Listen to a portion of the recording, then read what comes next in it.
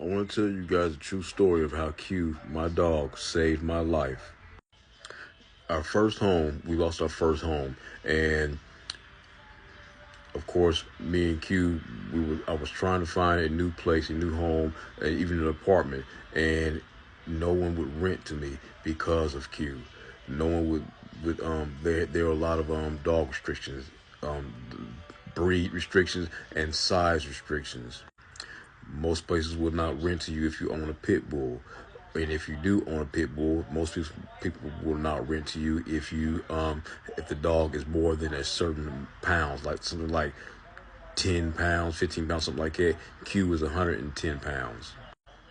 So I see a lot of us see people that give up their dogs because they have to move somewhere because of that reason.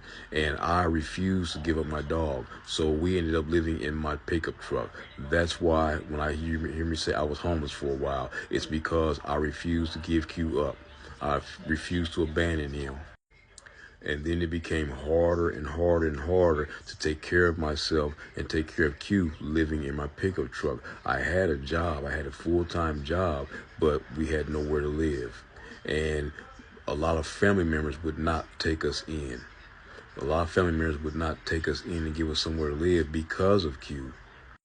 So right now, the reason why you might not notice this, but I don't really talk about family members. You see no family members visiting or anything like that because I don't talk to family members anymore because of that. And then this is for months, not days, not weeks, months, nearly a year. I lived in my pickup truck. I kept it secret from people. I lived in my pickup truck for nearly a year with just me and my dog.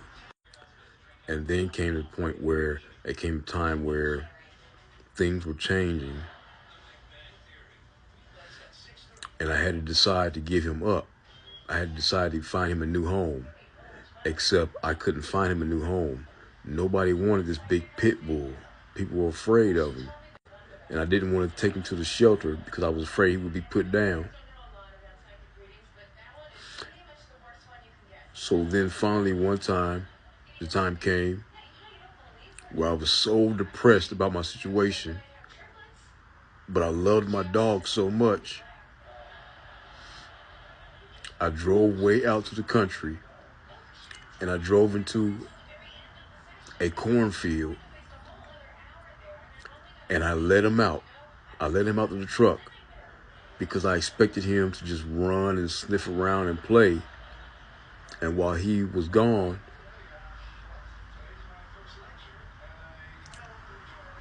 I was going to take my pistol out and put it to my head.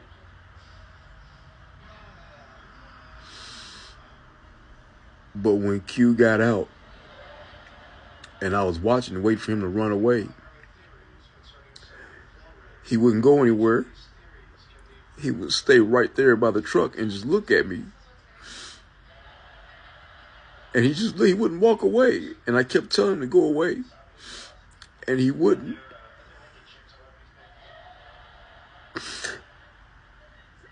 And no matter how much I yelled at him, he wouldn't go away. He just stood there looking at me. And so finally, I just told him to get back in the truck. And he got in the truck. And he sat right up against me, and he put his head on my shoulder.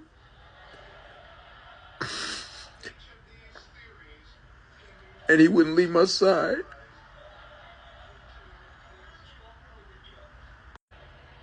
This is that day. This is that day. I was just crying.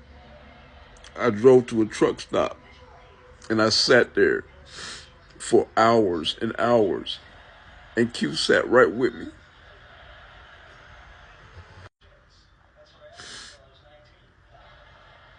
He saved my life.